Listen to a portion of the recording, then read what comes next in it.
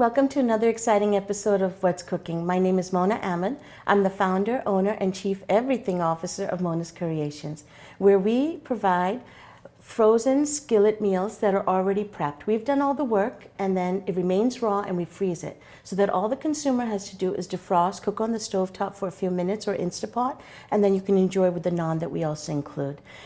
We use only premium halal and clean label ingredients, and our meals serve too. And you can learn more about them from our website listed below.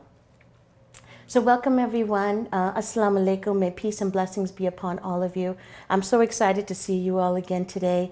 And I thought today we could talk about some of the foods and drinks that we eat and drink during Ramadan. So Ramadan is actually one of the months. It's the 9th month in the Islamic calendar. So those who follow the Islamic faith, also known as Muslims, this is a very holy month for us, which is Ramadan. And what's interesting about Ramadan is it's also based on a lunar calendar. And so every year it's 10 days earlier. So there'll be times where Ramadan is actually in more the winter months, and then there'll be years where Ramadan is more in the summer months. And what happens usually is that Muslims around the world, they fast and they basically abstain from food and any drink from sunrise to sunset. So as I was mentioning how Ramadan changes throughout the years, if it's in the winter months, you could say that a person who's fasting will stop eating and drinking around like 6 in the morning, and then they can open up their fast around 4:30 in the evening. So it's considered more of a shorter fast. Whereas if you're fasting more so in the summer months, I mean, we're looking at fasts where you have to stop eating and drinking around 3:50 in the morning, and you can't eat or drink again until almost 8:30 at night. And so, but again, it's a very blessed month for Muslims around the world. It's also the month that our holy book, the Quran, was revealed to our Prophet Muhammad, may peace be upon him. And so I'll talk a little more about everything. But and so today, what I'd like to do is it's a jam-packed show, but I kind of wanted you to experience like a typical household may go through during a Ramadan and a typical fast. Now, usually when you wake up in the morning and you eat and drink before the fast starts, it's called suhoor or sehri. Like in Pakistan, we'll say sehri. And then when you open up the fast, it's considered iftar or iftari. So today I thought we'd make a mango milkshake. We'd make a ground chicken puff pastry, and we'd make a fruit salad with a little bit of a kick. And then we'll have some dates and chutney as well. So without further ado, let's get started. So right now, we are going to use about 20 ingredients. And so, but for our chicken, ground chicken puff pastry, we're going to be using about 1.5 pounds of ground chicken. I'm using halal ground chicken. We're also going to be using some fried onions. This is about 1/2 of fried onions. In a previous show, I've shown you that it does take a few minutes to do it. So one of the things that you do in Ramadan is that whatever you can kind of prep in advance, you try to do that because you don't have much energy and you're also pressed for time, especially when it's time to open up the fast.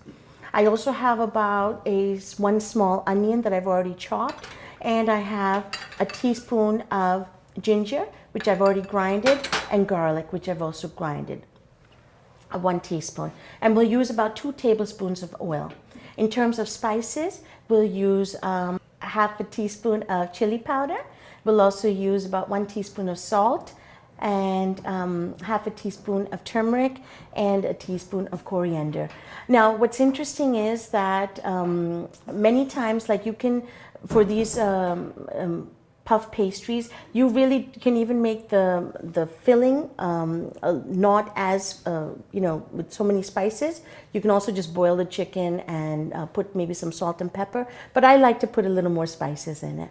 Now, another thing we're also going to be using is puff pastry shells. These are ready-made puff pastry shells, and you can see that you can get them in the freezer aisle, and there are different brands that are available, but it does also help cut in the time that these are already made. We'll just have to bake them and then we can stuff them.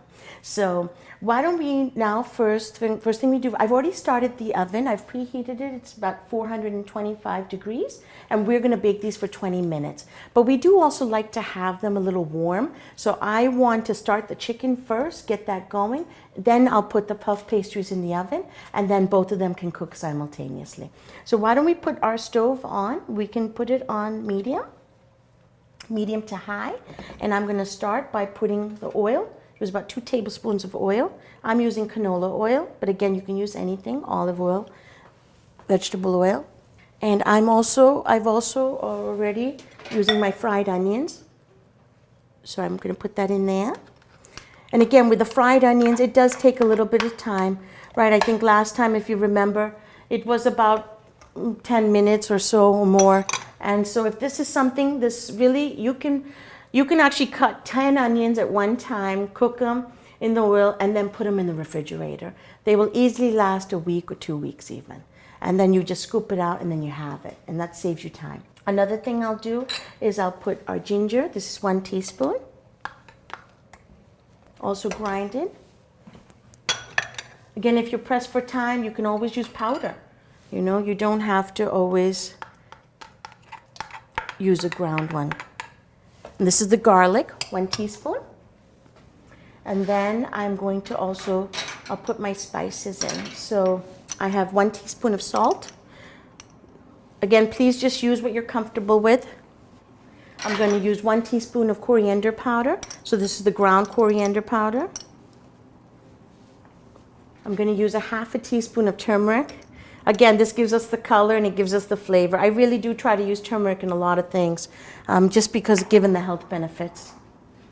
And I'm going to use 1/2 teaspoon of chili. Again, this is something that if you'd like to use more of, you can. If you want to use less of, that's fine too. And here we go. And so I'm just going to mix it a little bit. Okay. And then I'm going to put in my ground chicken. You can also use ground beef. You can use ground turkey, whatever you'd like. And you can even just use actually chicken breast. And when it cooks, you can shred it. You can use it if you'd like that kind of texture. But I'm going to put, and this is about 1.5 pounds. I just put 1 cup of water. And the chicken will cook. And in this case, I'm also putting some fresh raw onions at this stage. I think the taste of the onion adds a nice texture and flavor to it. And so, and also somewhat being subtle because it will also cook with the food. So I'm just going to put it in. And again, this was 1 small onion, which I just kind of chopped into small pieces. You can also use, if you have a bigger onion, just use 1/2 of it, and that should be fine. And now I'm just going to mix everything, and we're just going to let it cook. A nice thing about chicken is, especially ground chicken, it does cook faster. And I'll put the cover on it. And I'm going to put the heat a little bit, I have medium to high, so I'll just put a little closer to the higher side. Okay, great. So this is going to cook now. And why don't I now put in the puff pastry shells? So as I was mentioning, now these are ready-made. You can get them from the freezer aisle. They're different brands. Now, you may have also noticed that they're puff pastry sheets. Those are also nice to work with, especially you can, be creative with the different designs you want of the pastry. But the thing is that if you do use that, then you will have to make the filling first, and then you stuff the puff pastry, whichever design you want, and then you put it in the oven. So again, I'm trying to save a little bit on time, and I'd like to work with both of these simultaneously, and that's why I decided to go with the already pre-cut pastry shells, and so they'll also be very good. And they're on 425 degrees oven, and we're going to cook them for about 20 minutes. We bake them for about 20 minutes. And I'm going to put them on the lower rack.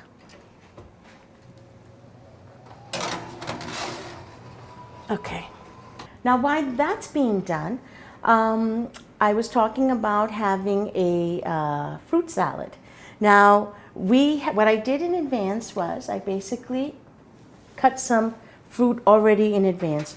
I cut some oranges, nectarines, and pomegranate. And really you can use whatever you have on hand that you'd like to put in, whatever fruit you like. I love to have fresh figs also. It's always nice to use the flavors like watermelon, cantaloupe, honeydew. There's so many varieties. Whatever fruit you like, you can put in here.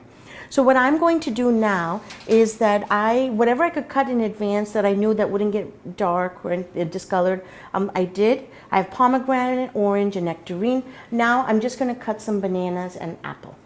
What I'm going to do is I'm just using 2 bananas. Again, how many ever people there are who you need to make the fruit for, you can do. Now I'm calling this a fruit chaat. And chaat is the word for taste. And usually when you think of the word chaat, it also means it's a combination of flavors. And so as you'll see, you'll have something that's a little spicy, you'll have something a little sweet, and you'll have a little something that's tangy. And that's what makes it chaat. And this will be a fruit chaat. You can have a samosa chaat, you can have a pakora chaat, you can have any kind of chaat you want. It's really just to describe the different flavors that really your tongue hits and you're like, oh, that's a combination of flavors. So it's nice. And so this is our take on a fruit salad. You know, you don't have to add all these things, and you'll see that I use very simple ingredients, but you can also get very fancy with the chaat masala, the different chaats, you know, whatever spices you put. You can actually get more elaborate with that. And we can do that in another show if you'd like. But you'll see the one that I'm doing now is more basic, but it'll give you the flavors of tanginess, sweetness, and a little bit of a peppery flavor. And so again, this is nothing fancy, but I'm just cutting the bananas. And so the whole point with Ramadan is that, you know, during the day, if you think about essentially, you are, you know, you're not eating during the day. And so what you try to do is, when you open up your fast or before you start your fast, you know, you try to fill your bodies with foods that can give you energy and help you replenish your nutrients and vitamins and minerals and so forth. And so this is our way of kind of getting the fruit in. It's amazing how much a person can eat during the day. So when you do fast, it's like, oh wow, there's so many things I haven't eaten or drank. So I'm just going to put the bananas in. And then I'll take an apple. You can peel the apple if you want, but I actually like the skin of an apple. And again, the only reason I'm waiting till the end is just because you want the color to stay. And I can hear the chicken cooking. That's usually the thing when you are, you know, you have to pace yourself especially when it's time to open the fast, like you have to do the iftari. You know, you want to make sure that you have enough time. Of course, you can just open your fast with a date and some water. That's actually what our Prophet did. Prophet Muhammad, may peace be upon him. And so that was what he did. He opened up his fast always with those 2 things. And so, but needless to say, you know, depending on your household and depending on how you like things, you may, you know, want it to be a little more elaborate or not. Sometimes I think the biggest question people ask is, so not even water? Yeah, not even water. You can't drink anything, you know, and really, so you may be wondering, why do we do this? You know, fasting is something that I think a lot of religions do follow. And there's different shapes and forms of the fasting. And this is what our fasting looks like. And the reason is that because it's our time to be more spiritual and really to really count our blessings, because, you know, we're lucky that whenever we're hungry, we can eat. Whenever we're thirsty, we can drink water, let alone we can drink clean water. And so this is really a reminder, which we should really have every day, but really a reminder that, listen, I have all this food in front of me, but if I'm fasting right now, I cannot touch it. I need to know what it feels like when someone does not have that opportunity. And so it's very humbling. You know, it's a very humbling experience. And surprising too, because well, for me, I would say, because it's always hard to stay on a diet, but then when you're fasting, I think I'm a little better. So here we are. we have the fruits. I'm just going to mix them a little bit. Let me just check on the chicken. So it's cooking. I don't know if you can start to smell. You can start smelling some of the aromas of the chicken cooking. And you may feel that this reminds you a little bit of about the aloo keema recipe that we had done in the past. And you're right. Some of the things are in here, where we're using a ground meat and we're using some of the similar spices. So you can, so I mixed it. We'll do that. Okay. Now, so what I was saying about the chaat, so we're going to make it a little tangy. So I'm going to squirt, I think right now I'm going to try with half a lemon. That should be fine. This was a good sized lemon. And so we're going to squeeze half. Okay. I think that's good. I think that should be fine. Or maybe I'll just squeeze a little more. There we go. And then we're going to add about a half a cup of sugar. So I'm going to use a tablespoon. Let me see. Now, again, if you don't want to add the sugar, you don't have to. You can just leave it the natural sweetness of the fruit. But let me see. I'll take the tablespoon of that. I think that's fine. So that was like 3 tablespoons. And you mix that. And then I'm going to give it that little peppery taste, which I'm actually just using black pepper, ground black pepper. And I'm going to use a half a teaspoon of that.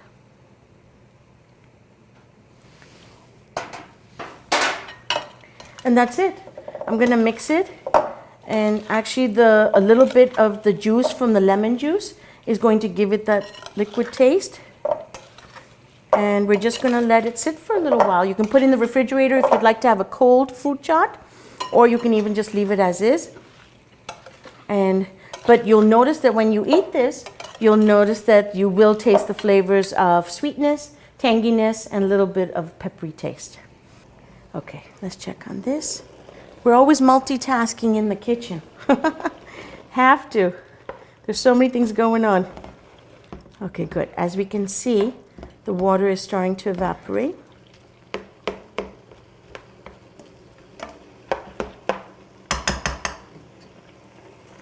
Do that. I'm just going to take a peek at my puff pastry. Let's see how it's doing. Yep, it's rising, which is nice. So the next thing I thought we'd make is after the fruits chaat, put this on the side, I thought we could make a mango milkshake. Now, basically the ingredients are very simple. It's like a mango puree, and you use milk. I'm actually using almond milk to make it dairy free, and you can add sugar if you'd like.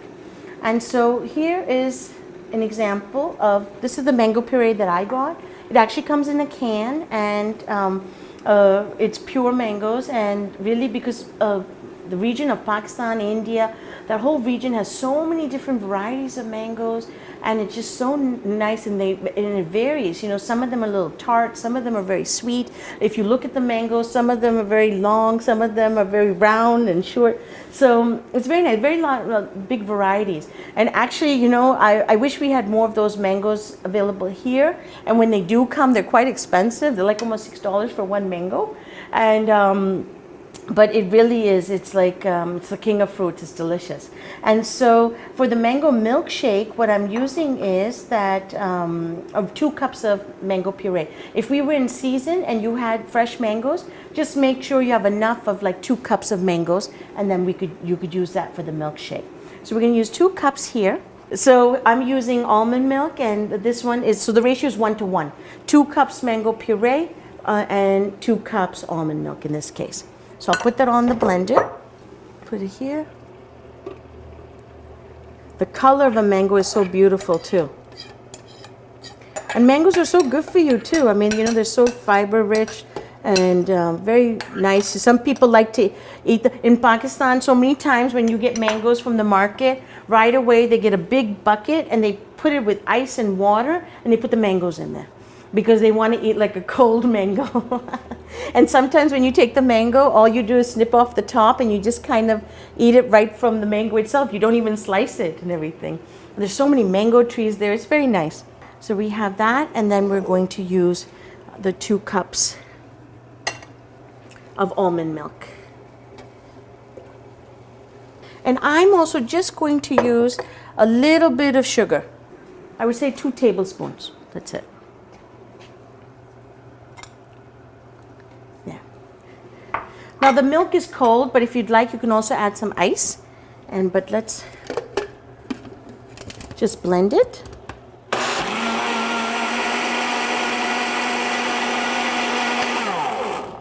And you can see it's nice and smooth. If you need to, like if you're using fresh mangoes, you can always just grind the mangoes first and then put in the milk if you'd like. And it's really nice and refreshing and delicious. Here's our mango milkshake. And okay, so let's check on our chicken. So you can really put anything in these puffs, right? You can even make it, I'm making it savory, you can make it sweet. Here, like I'm doing ground chicken, but you can really even use potatoes and peas and make that kind of mixture and put it in the puff pastry. I'm gonna leave the cover off so that any extra water can evaporate, and I can quickly just stir fry it for a few minutes. In the meantime, I'll just let you know, we have dates. So dates are basically, we call it nature's fruit. It's really, these actually have the pits in them. But you can also get pitted dates. And dates are something that we feel is like sunnah. So our Prophet, peace be upon him, he would always open up the fast with a date and some water. And he said that there's a lot of health benefits, and it's true. There's potassium, there's magnesium, there's a lot of fiber. And yes, it has sugar, but it has all these other nutrients, vitamins and minerals that, it is nature's candy. And right now, this is a plain version of a date, but you can get fancy with dates, especially during Ramadan.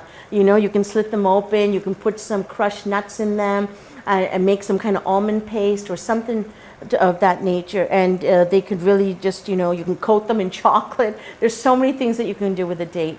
And since they're so sweet, it's a natural sweetener, right? You can even put it in smoothies. You can use it for anything that you'd like. So if you don't want to use sugar, you can use dates, and you'll know that there's a fiber with it. So we love dates. We buy boxes of dates and we eat them. We eat them in the morning and we eat them at night. I also in advance just made the chutney. This was something that we had made in another show. Again, it was just the cilantro and the mint and some lemon juice, water, and a little bit of salt. And I used chili powder this time. And I mixed it in some yogurt. I thought it would be nice if somebody wanted to, they can just use it to top their chicken puff if they'd like to. And so what's really nice about Ramadan is it's so much about community also. There are many iftars that take place, whether at a mosque or in someone's home. And it's just a really nice time to be together with friends, family, people you know or you don't know. It's really just let's come together, let's break open our fast, and let's have a meal together. Let's enjoy this time. Let's be grateful for everything that we have, and let's eat together and open up this fast. I was mentioning that Ramadan is a very holy month for us, especially the last 10 days of Ramadan, because that is when we believe on an odd night, kind of like the 27th night of Ramadan, is when our religious book, the Quran, was revealed to Prophet Muhammad, may peace be upon him.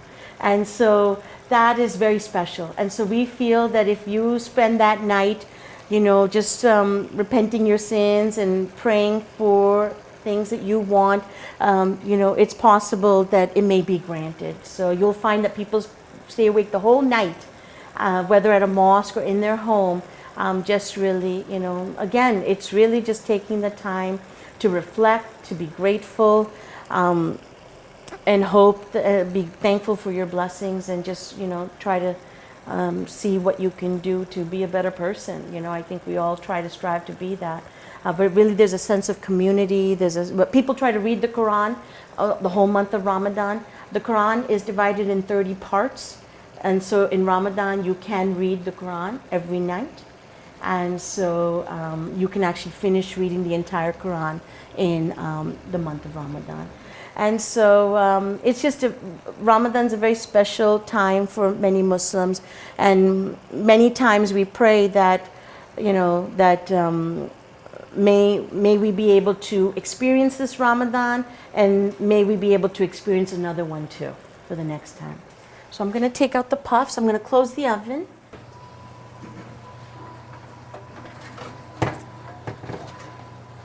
Okay, so you can see the puffs. They're nice golden brown.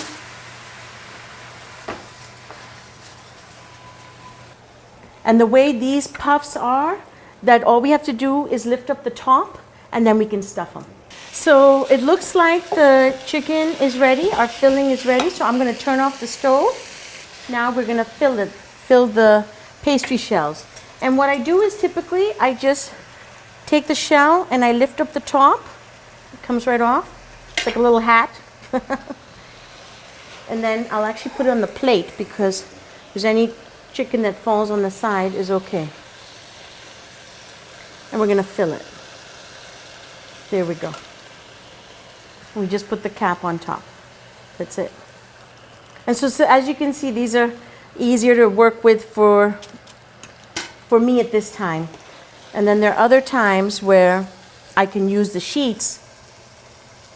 You can stuff it as much as you want. Again, you'll just put the cover on top. And they taste nice warm. So you do want to make sure that you kind of coordinate the timing of how you bake them. And the filling.